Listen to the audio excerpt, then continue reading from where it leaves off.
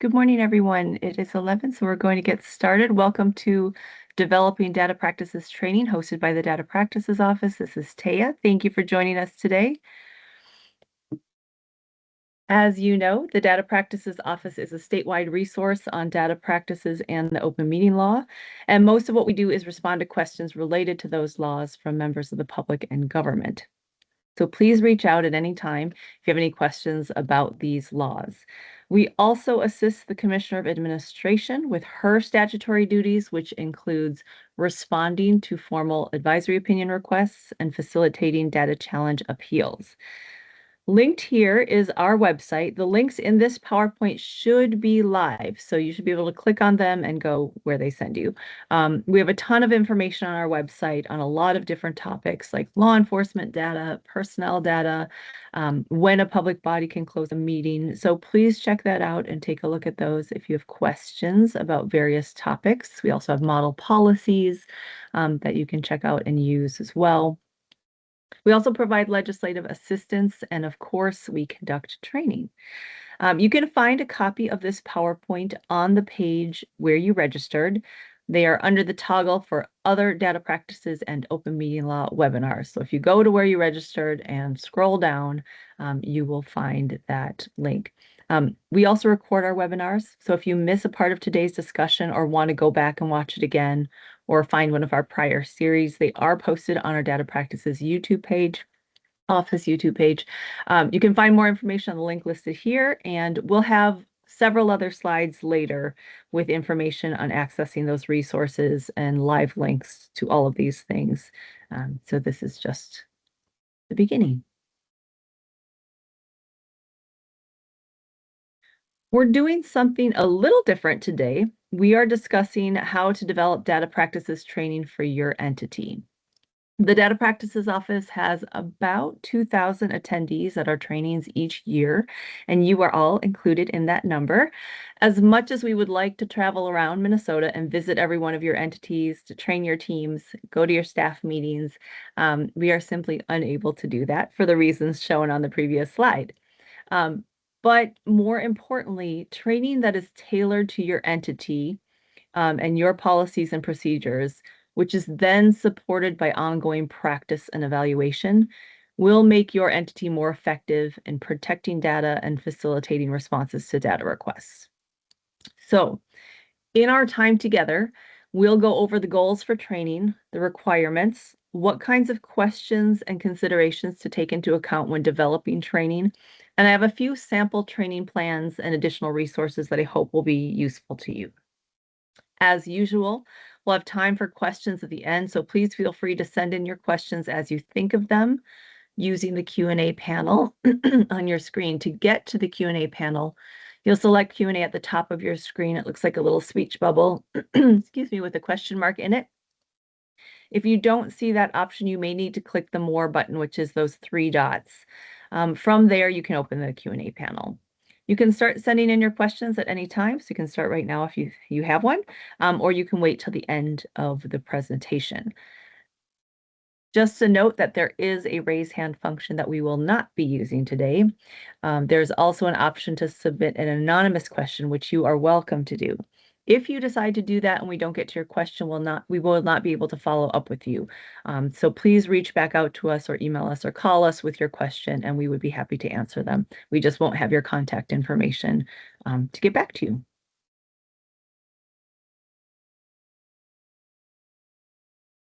All right, so let's start with why training is important and what the goals of training are.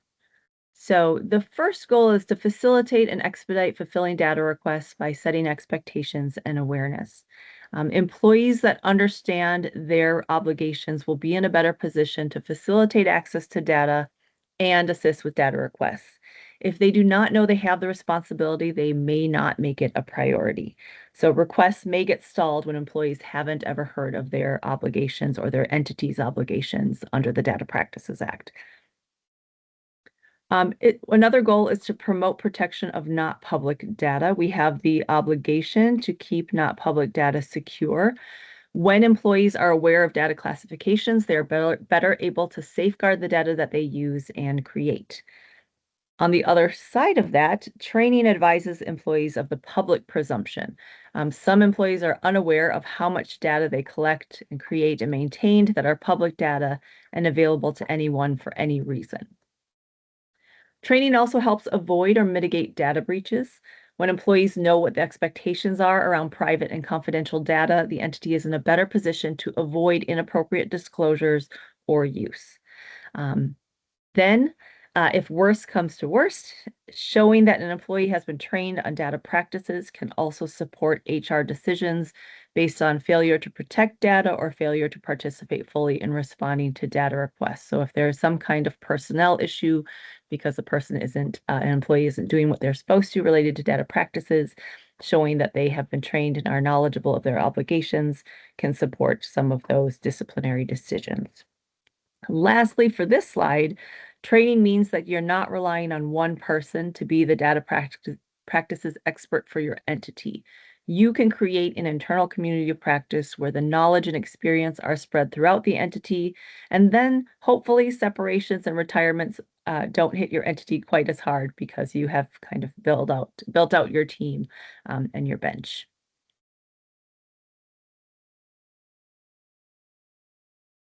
All right, most importantly, however, is that training fulfills a legal requirement. The responsible authority in each entity must provide some training to entity staff and team members, and this requirement is in the Minnesota rules. Just a note here for cities and police departments, it's important to remember that the responsible authority is the city clerk, city manager, or whomever the city council has appointed. So they are also the responsible authority for the police department. So even though the PD probably has a records person or even a records team, the responsible authority for the city carries the responsibility for making sure that the police department is trained on data practices.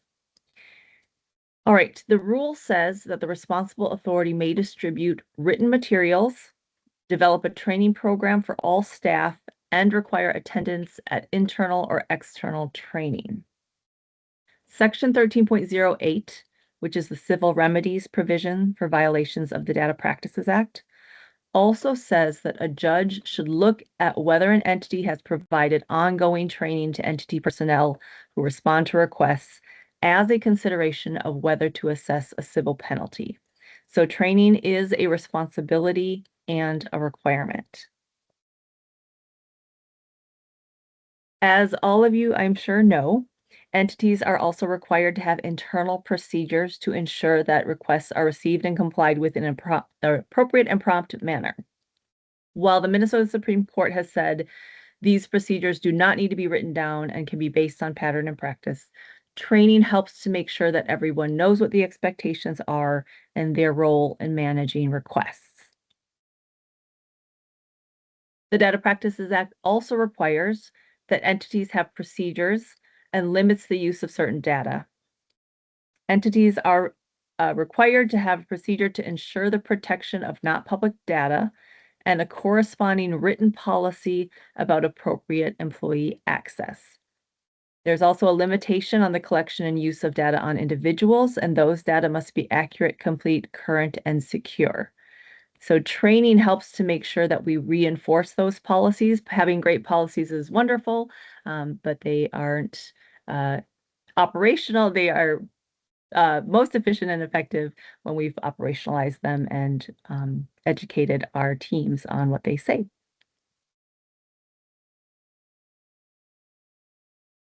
Okay, what are the initial considerations when you are developing training?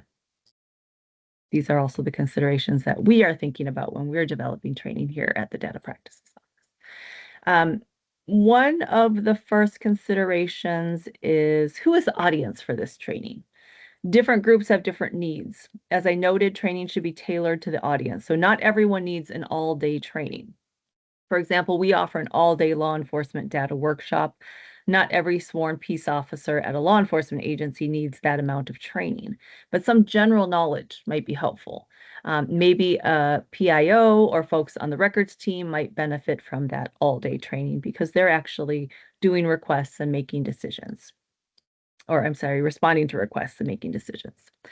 For the responsible authority, as the role suggests, is the person who's ultimately responsible for how data practices are administered at their entity. And depending on the entity, they may have a more hands-on role, as in a city or a school district, and need more comprehensive training. For larger entities like state agencies, the responsible authority may delegate most of the tasks. But even in that situation, because they are ultimately responsible, some general knowledge of their obligations is critical.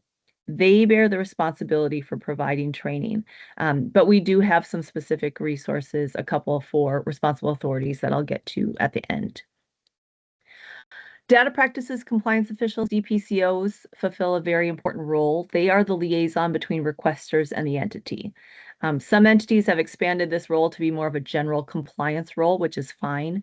But fundamentally, the Data Practices Act requires that the DPCO receive questions from requesters about problems with access to data. So it really is a public-facing, problem-solving role, and that requires some fairly comprehensive knowledge of both the law and the entity's procedures.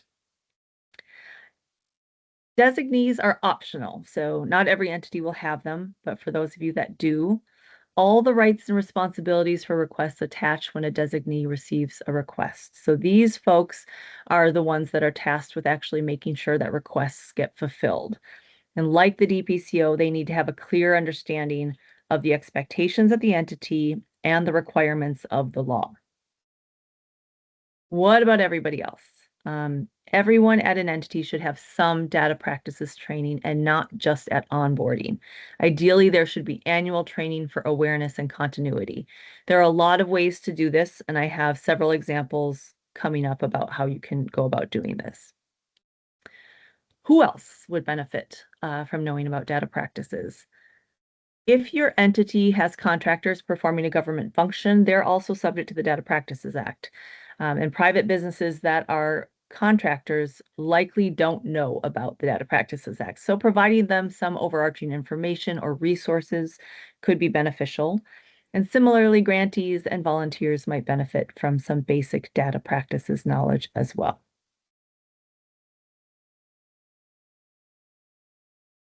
Who can provide training? Within your entity, again, it's the responsible authority's obligation to provide training. So an engaged responsible authority, one who's responding to requests, one who's setting those policies and drafting those procedures, they might be the one to do that. That's one person or one role. The DPCO is also a natural role who has the knowledge of the law and the internal procedures to walk through those with other team members. Legal counsel might be able to go over the legal requirements. They might be a little less familiar with kind of the nuts and bolts of the day-to-day, but certainly they can be looped in or they can be a resource for training. HR generally has a hand in annual training and staff development. So again, they might be a good choice to loop in about training.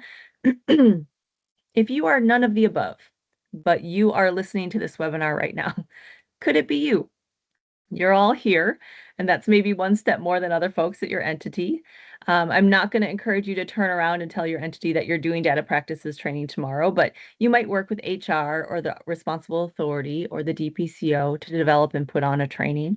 For any supervisors joining us in this webinar, this might be a stretch assignment or an opportunity for professional development for someone who has shown an interest in data practices. You always want to leverage those valuable employees who have shown interest in data practices. So there are a variety of people within your entity who could provide this training based on roles and experience, knowledge, and even interest. Of course, there's a lot of options, or there are also options, I should say, for external trainers like the Data Practices Office, the League of Minnesota Cities, both MSBAs, the Bar Association, the School Boards Association, Association of Minnesota Counties. I know the Sheriff's Association puts on some law enforcement data training. Ultimately, those folks are not going to know how you do things at your entity, and there are a lot of ways to do this work, a lot of different ways. So a mixture of internal and external is probably a good balance. What are the components of the training? What are the kinds of things you want to make sure you hit with these various audiences? Training should balance plain language efforts with using specific statutory language and jargon. Since the Data Practices Act has a lot of technical requirements, responsible authorities, designees, DPCOs should be aware of the legal terms and the specific sections that apply. But that is probably way more than is needed for the general employee population, where a more plain language approach is probably appropriate. Trainers should include an overview of the law. However brief or extensive that is will depend on the audience. And again, as you'll see, it might be just a couple lines. It might be longer. It depends on your audience. And then what are the specific expectations your entity has for that audience or that role? Is this a team member that you just want to say, hey, we have these legal obligations. When you're called on, we expect your cooperation? Or is this someone who's responsible for fulfilling data requests and will need to meet specific statutory requirements of the law? You might want to reference consequences for non-compliance. Section 13.09 of the Data Practices Act specifically says that a willful violation, quote, by any public employee constitutes just cause for suspension without pay or dismissal. And employees, I think, should be made aware of that. And then, of course, you want to let folks know where they can go for help. So these are the basic components of training. And as I walk through some ideas for conducting training, you'll kind of see these components occur. All right. So training for all employees, for just the general employee that doesn't have any special role, this is training for those folks. Components and considerations. I think everyone should get some training at onboarding. If you have a new employee orientation, that's a great time to do it. If you don't, when you're sitting down and welcoming a new employee with all the other policies at your entity, you can have a conversation then. And it could just be a conversation and a handout. You know, we have a one-pager on data practices that you could use. Maybe you have one developed for your own entity that you could share. But a conversation and some resources is just a good way to start folks off. This is especially important for folks that are coming from the private sector or outside of government, or even if they're just changing government entities. It's important to set the expectation that you have at your entity right at the beginning there. And then maybe 5 to 15 minutes a year as needed. So it can really be as little as 5 minutes for folks, kind of depending on how comprehensive you want to get with them. But it could just be a couple slides. Again, it could be a conversation. It could be a handout with a follow-up conversation. If you get a large request and you need to loop in some other people from a different program area or division, those folks might need some additional training or guidance. So on an as-needed basis is also going to be helpful. You want to talk about data requests, of course, and you probably want to use those words because they're kind of a strange set of words, but that's what the law calls them. We want to tell people where they can locate the access policies. You may not necessarily need to walk through them, just where they are, and any internal procedure documents or guidance. You want to identify key staff for data practices questions and requests. And then again, as I noted, the consequences for not complying. So I'm going to go through some examples of training for general employees. I want to remind you that these slides are on our website, and if you can't get them for some reason and you'd like a copy, just reach out to us and we'll send them to you. These slides are really meant to be a jumping off point that you can kind of cut and paste and fill in your entity's information. So we hope that it'll be a helpful resource for you. All right, sample training for all employees. Number 1, this is just a short training plan. You can play one of these videos at a staff meeting and then follow up with your entity procedures and contacts. The videos provide an overview of the law, the remedies, and the penalties. So there's a 9-minute what all employees need to know on our YouTube page. You should be able to link to it here. Data Practices Basics is a little bit longer. It's 45 minutes total, but I think that includes about 10 minutes of questions, just like we'll likely have at the end of this webinar. You want to reiterate that team members may be asked to help respond to data requests, show them where they can find the access policies, identify your data practices contacts. It could be that short. All right, and I'll walk through fairly briefly these slides. There's 7 slides here. If you don't want to use the videos and you want to do more of a walkthrough yourself, you start with a simple overview of the law. We have this law, we have to follow it. This is why. You can probably just read this slide. If you've seen us present before, if you've seen other videos that we have, you can hear how we at the Data Practices Office do this slide. This slide explains classifications in a very basic way. There's a public presumption, and there's public and not public data, and we have different obligations for both. This slide serves as a concrete example of classifications. It's also an opportunity to let folks know that they have some skin in the game to some extent, beyond just the data that they're creating and collecting in their work. It shows that they're also impacted by the law personally and not just professionally, but it demonstrates the idea of what's public and what's not public. These are high-level responsibilities that we all have. This is another one where you could just read the slide. You could expand on each bullet point as needed if you have additional information you want your teams to know.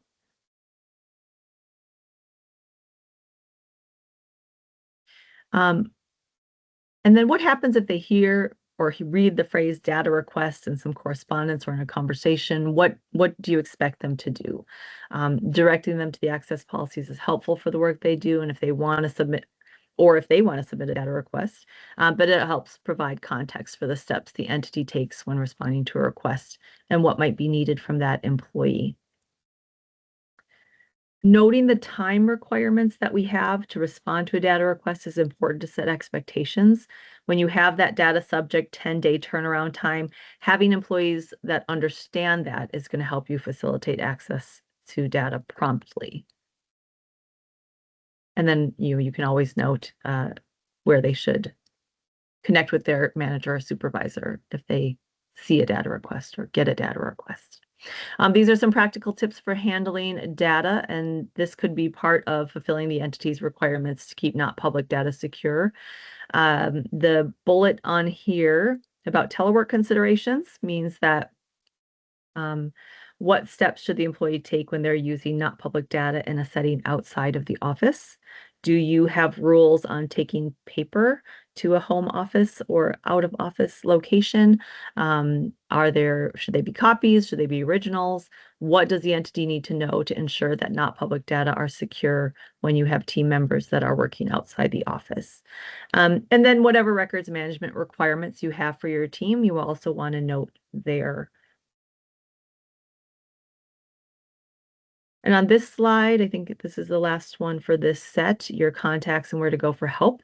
Managers and supervisors might get a little nervous when we include them on this slide, but at minimum, they should be familiar with the other folks on this slide and know where to go if their team members come to them with questions. As supervisors and managers, we don't have to have all the answers, but we should have an idea of how to go about finding them. So you want your team members to come to you if they have questions about data practices. All right, and this is the third option for training for all employees. It's just 2 slides. This is the shortest one, and I do think that this could be sufficient at least once a year. This, it boils down to, there's a law, we have to follow it. If we don't, you and we could get in trouble, and then here's where to go for help. So this could be put into a staff meeting. This could be part of your annual training that you do on all your other policies and procedures. There are lots of different ways to do this. These are just 3 options. Again, you could give a handout and have a conversation. Some interaction, I think, is helpful. It doesn't have to be a presentation necessarily.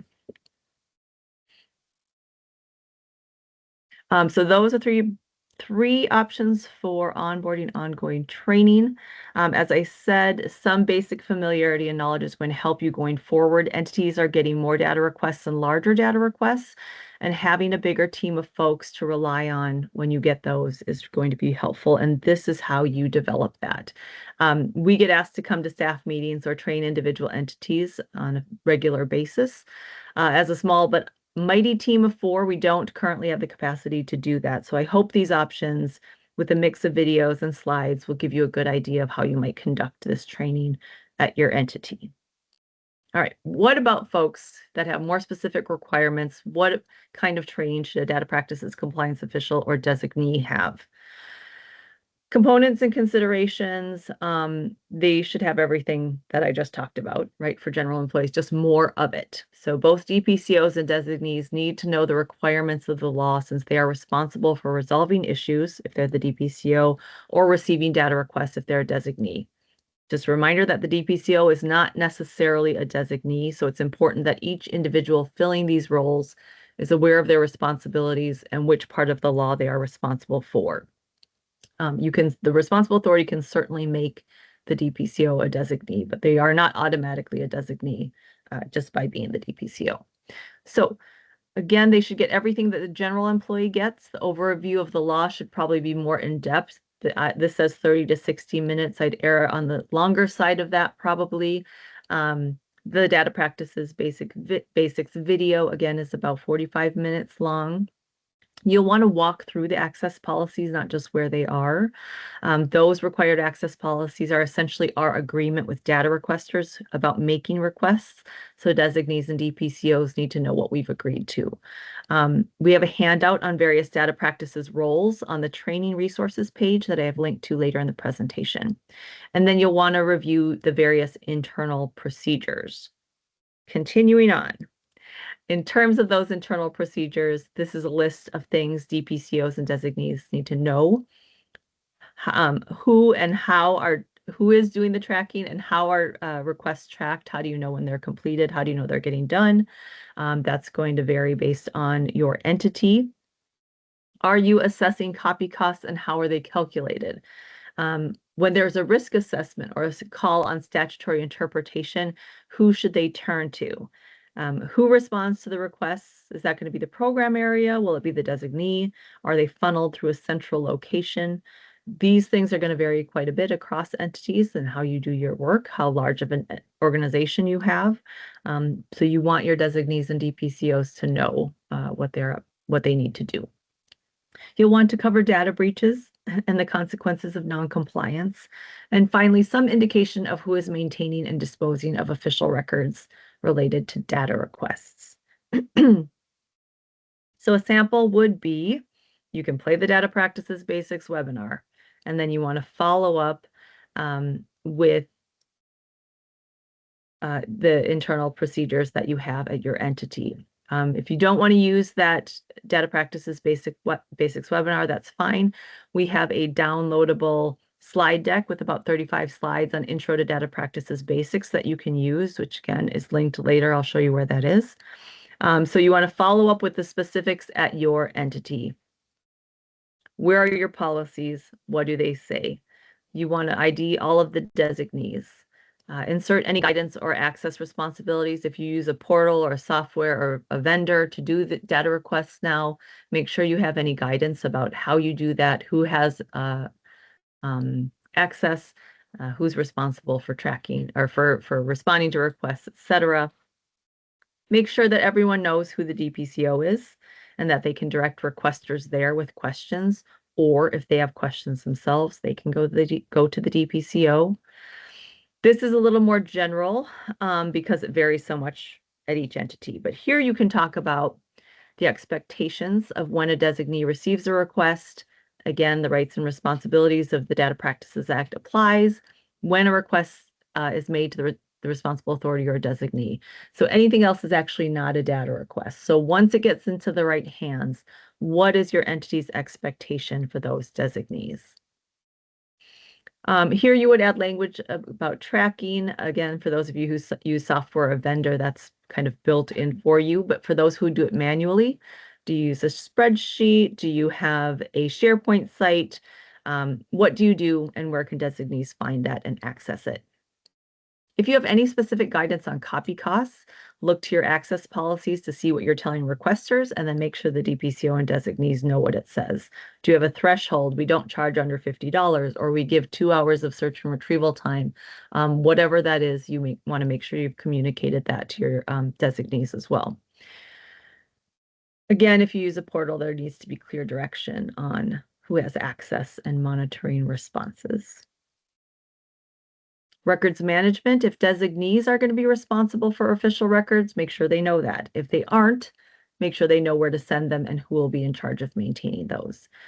You can point to the specific retention period in your schedule. Some entities have a data request entry on the records retention schedule. Most do not. At admin, we use the general correspondence item, which is a year.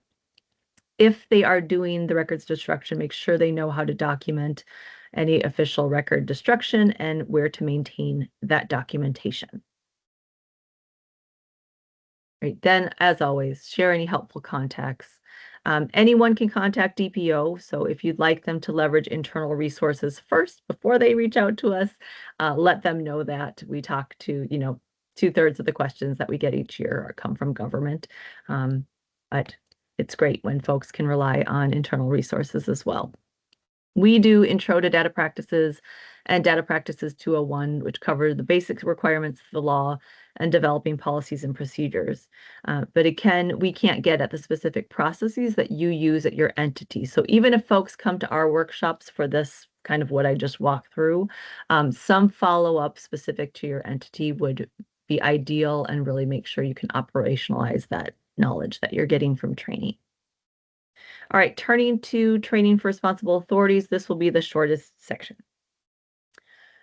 Training for a responsible authority is going to depend greatly on the structure of the entity. Smaller entities where the RA is expected to receive and fulfill requests directly, which might happen in cities, small state boards, agencies, etc. They're going to need to have that comprehensive training that I just described for DPCOs and designees. That's the level of knowledge that they will need to bring to their roles if they are fulfilling data requests. They're also in charge of reviewing and creating the access policies and internal procedures. So knowledge of the legal requirements and sort of the general data practices culture of the entity is set by them, and it's important that they have that knowledge. For responsible authorities that do not have as much hands-on day-to-day experiences with data practices, they will need a different level of training. At the end of the day, they ultimately bear the responsibility for proper data practices within their entity, so some knowledge is still going to be required even if they aren't fulfilling data requests on a day-to-day basis. So these are a couple resources that we have specific to responsible authorities. There's what all responsible authorities need to know. And then there's one for an introduction for state commissioners. The one for commissioners is a bit older, and it is on the list to update over the summer, fall, as we anticipate any upcoming transitions related to the election. All right, additional resources and ideas briefly. These are some other ways to keep the conversation going. You could do a practical walkthrough, pick a recent data request and go through the response. What went well, what didn't, what could you improve? Maybe it was a terrific one, maybe it was a really hard one. What lessons were learned? Identify and discuss 3 classifications that come up often in your work. Ask for feedback on your entity's data practices processes, what's working and what can improve. Maybe you have a monthly or quarterly data practices topics discussion. You could start or participate in a community of practice with other similar entities' roles. So city clerks or records managers or law enforcement records folks. Of course, you're not going to share not public data, but you can certainly share experiences, knowledge, and sort of leverage that experience, that collective experience that you're having with folks that are similarly situated. If you have routine staff meetings, maybe once a month you have a data practices reference. Maybe you have a fast fact, or maybe you take a deeper dive into a data practices topic. Gather folks together that do this work. Here at the Data Practices Office, we're having group conversations on issues every day. And in those conversations, we are arriving at the solutions, or at least the shared understanding. So if you can develop that group within your entity or within your community, I think that's going to be beneficial to you. So again, establishing a regular cadence to talk about data practices, depending on the roles and responsibilities, is going to benefit your entity as it approaches this work. The more we can build it into our day-to-day operations, the more efficient and effective we will be in administering our data. This is the slide that has all the links to the various things. Self-help resources for training, lots of recorded videos on our YouTube channel. This one will join it eventually. Narrated PowerPoints, you have a couple videos with a slightly higher production value. This link for training materials includes, you can find the one-pagers on the open meeting law and data practices. There are PowerPoint presentations you can use. There's a worksheet for developing a data practices training around topics affecting your entity. And then here are the links to our workshops, webinars, and partner training, so you can kind of see where we're at. I want to save enough time for questions, so these links and these slides are available to you. Again, we can send them out to you if you need them very quickly. You can see this is our homepage. This is the direct link to training materials, but it's under resources, training resources, training materials, and you can see handouts, presentations, and videos there for training. That's how you're going to find these resources later. If you don't have those links, this is how you find registering for our trainings. You already know how to do that because you're here now. There's also a request for training page that includes the form that sets out requirements. Please know, again, we'd love to accept all the training requests that we get, but we are not always able to accommodate everyone. So that's the end of our training development slides, and now it's time to hear your questions. Please submit your questions in the Q&A panel. I think some have been coming in already. If you don't see a Q&A option, again, click the More button. Use the anonymous option if you would like, but email us later if we don't get to your questions. Again, you can click on these links to get the slide deck, and in a moment, I'll also put the evaluation both in the Q&A panel, and I'll have a link up on the slide deck as well. So I'm going to take a moment and turn it over to my colleagues. All right, I will just hop in here quickly to say that we did have some questions throughout where folks can find those training materials and the slides, as Taya just showed on a couple of our slides ago. The location on the website, also in the Q&A in the discussion, I did drop the links to both that training pages, as well as where you can find the webinar slides. But if you are looking for the webinar slides, just go to our website under news and trainings, highlight trainings, go to webinars. You'll scroll down to presentation slides from past webinars, and it's going to be under the first little plus sign tab thing. I'm not sure what it's called, but the other data practices and open meeting law guidance webinars, developing data practices training. It's the first bullet under that there. So that's another place to look and get some direct links to both today's webinar slides as well as some of those training materials that Taya has been discussing throughout today's webinar. Okay, another question here that we have for clarification: is the responsible authority or the data practices compliance official responsible for creating and updating the data policy for their respective entities? And so I think what Melissa is referencing here is the data access, or are the data access policies under 13.025 subdivisions 2 and 3. The language there does say that the responsible authority shall prepare a written data access policy under each one.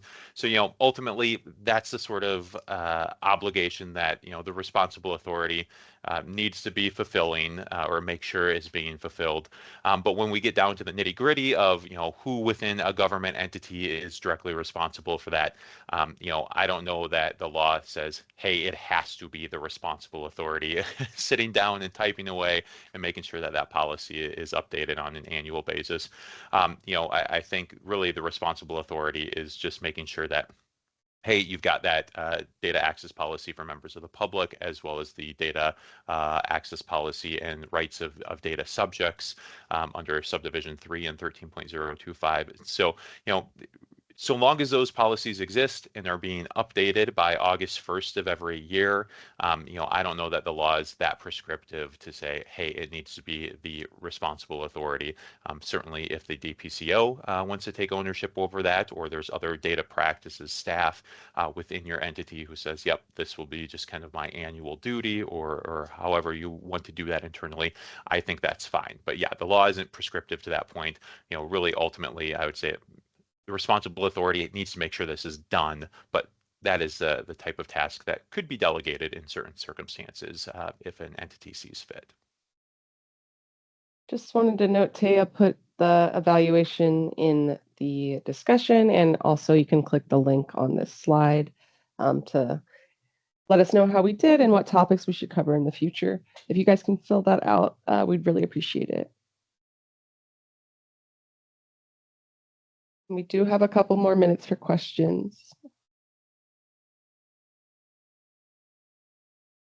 Okay, now we have a question here. If a data request is for information within emails or text messages, do we collaborate with Minute to retrieve those messages, or what does that process look like?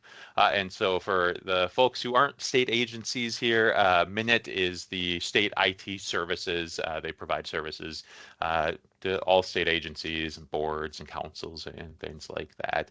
And so, as I'm answering this question, if you're at a political subdivision, school board, city, county, just think, oh, hey, would we be talking to our IT folks about this? And so, yeah, so this is a good question. I think the short answer is, it depends, right? If a data request is for information that are in emails or text messages, probably a good place to start is to evaluate the scope of the data request.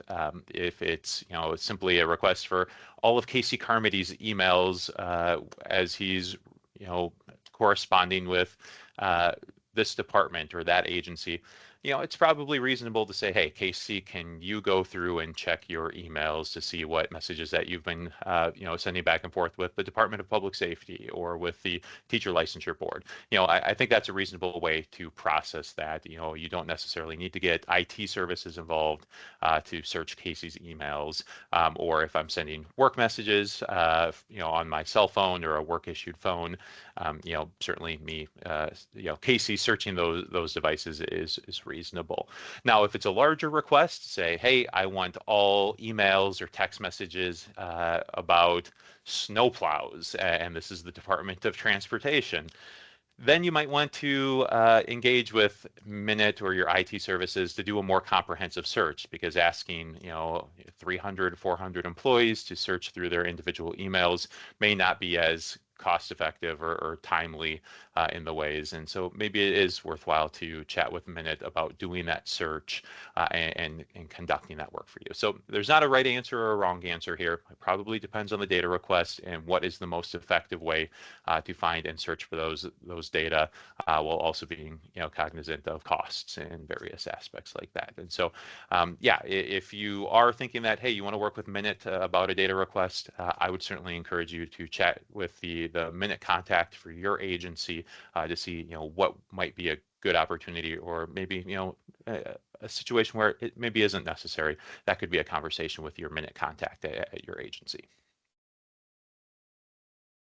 All right, we had a question. Do you have any ideas or tips for how to deliver the annual update training? I think it depends on your agency. This is coming from, a state agency, but if you have a smaller government entity, it could be gathering folks together and doing it. But again, in a larger agency, you could do something like we're doing right now, a webinar. You could do a narrated PowerPoint and then have a link that you send, and then rely on your supervisors and managers to say it's important for you to do this training, and they keep track of it and you check off that somebody has done it. Could be a combination of in-person or virtual meetings. If you're doing something very short, you could, if you have, I think at our agency, we have a admin leadership team, so managers and supervisors have a meeting, and you can ask your managers and supervisors to, at the next staff meeting they have with their teams, just go through those couple slides. So it's probably going to depend a little bit on how you roll that out. Generally, state agencies also have, of course, our annual training that we do all together that MMB puts out, and there's some general information about data practices in those trainings, but again, specific to your agency might be helpful each year. So those are a few ideas just off the top of my head about how you might do that. But yeah, I think it's going to vary a lot by entity.